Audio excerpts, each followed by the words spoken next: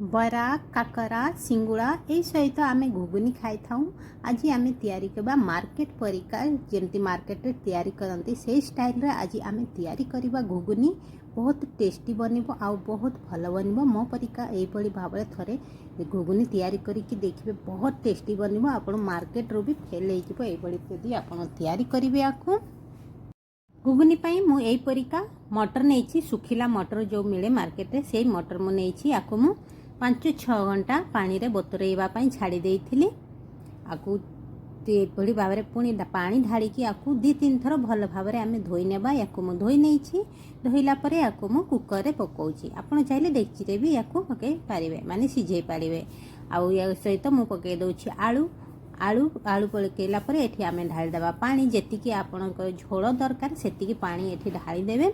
पानी ढालिला परे गोटे चामच लुण निज स्वाद अनुसार आउ गोटे चामच हलदी हलदी पकेला परे आकु ढकुणी को बंद करिकी गैस उपरे आमे चढ़ाई देबा। आकु 3टा सीटी लगेबा। मटर निज हिसाब जेतिकी जो मटर सिझी थाए से हिसाब रे सीटी लगे पारिबे 2टा 3टा 4टा। मो जो मटर नहीं सेटा 3 थर सीटी मारले एटा सिझी जाए।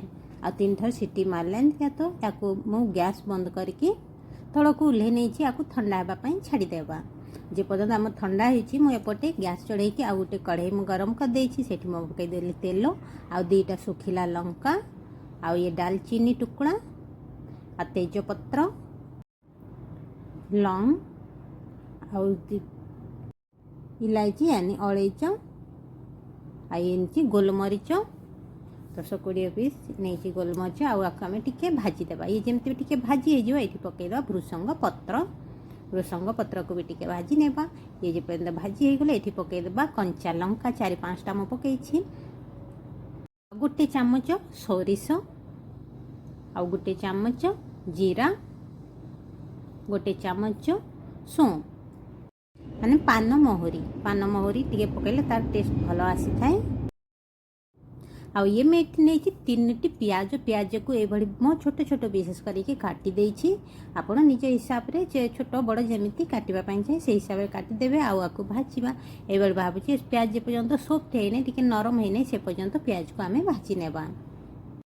आ एठी हमर प्याज टिके नरम हे जाइछि देखंतु। आ एठी गोटे चामच पकई देबा हल्दी पाउडर गोटे चामच काश्मीरी लाल मिर्च पाउडर गोटे चामच जीरा पाउडर गोटे चामच धनिया पाउडर गोटे चामच गरम मसाला पाउडर।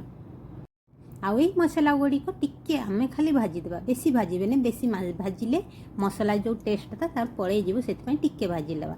टिके भाजिला परे एठी आउ 3टी मु नेछि टमाटर 3टी नेछि सेठी स्वाद अनुसार लुण यानी गोटे चामच लुण पकई देछि। लुण पकईला परे आकु एई बड़ी भाव रे आमे ताकु भाजी देबा। भाजिला परे टिके 2 मिनिट आकु ढंकई देबा ताकु सिझिबा पई टिके देबा।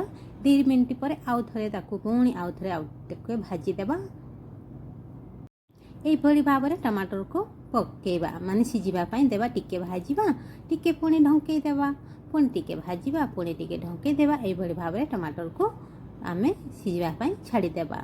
एपटे आम टमाटर सिझिछि आउ ये हमर जो आमे आलू आउ मटर को आमे सिझे की रखी थिले आउ देखंतु केते सुंदर ये हमर सिझी जाइछि। एभली भाव में आप चेक करें एकदम सॉफ्ट हो जाइछि नरम हो जाइछि आमर भल भाव में सिझी जाइछि।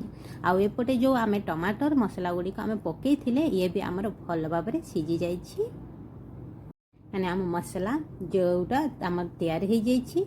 एई मसला रे आमे पकई देबा एई आलू आउ मटर को एठी सबु गुड़ी को आमे काढी के एठी आमे पकई देबा माने को मिक्स करनेबा। एई बड़ी भाव रे आकु भल भाव रे मसला सहित टमाटर जो मसला आमे करके तैयार करछे ताकु सहित भल भाव रे आमे एई बड़ी भाव रे आकु मिक्स करनेबा। झोल निज हिसाब रे आउरी चाहिले आउरी झोल पानी ढाली पारिबे। आ या ऊपर में पकई दउछि टेस्ट पई कस्तूरी मेथी टिके पकई लेछि। कस्तूरी मेथी पकईला पर पुणी आकु आउ बथरे भल भाव रे मिक्स करनेबे। ମୁଁ ବେଶୀ ଝୋଳ ରଖୁନାହିଁ, ବହଳିଆ ରଖୁଛି। ସେଥିପାଇଁ ଏତିକି ହିଁ, ଯେତିକି ଥିଲା ପାଣି ସେତିକି ହିଁ ରଖୁଛି। ଆଉ ଉପରେ ଗୋଟେ ଚାମଚ ଗରମ ମସଲା ମୁଁ ପକାଇଦେଲି। ଲାଷ୍ଟରେ ଯଦି ଗରମ ମସଲା ପକାଇବେ ନା, ତାର ଟେଷ୍ଟଟା ବହୁତ ଭଲ ଲାଗେ ଆଉ ବାସ୍ନା ବି ବହୁତ ଭଲ ଆସିଥାଏ। ସେଥିପାଇଁ ଲାଷ୍ଟରେ ଗରମ ମସଲା ଟିକେ ପକାଇଦେବେ। ଗରମ ମସଲା ପକାଇଲା ପରେ 2 ମିନିଟ୍ ତାକୁ ଖାଲି ଢଙ୍କେଇ ଦେବେ, ନହେଲେ 2 ସେକେଣ୍ଡ ବି ଢଙ୍କେଇଲେ ବି ଚଳିବ।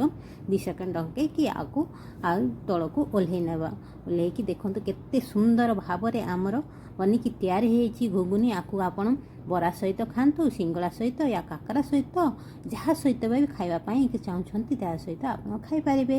ଏଇଭଳି ଭାବରେ ଘରେ ତିଆରିକି ଆପଣ ଖାଆନ୍ତୁ, ନହେଲେ ଭାତ, ରୁଟି ୟା ପରାଠା ସହିତ ଯାହା ସହିତ ବି ଖାଇବା ପାଇଁ ଚାହୁଁଛନ୍ତି ତା ସହିତ ଖାଇପାରିବେ।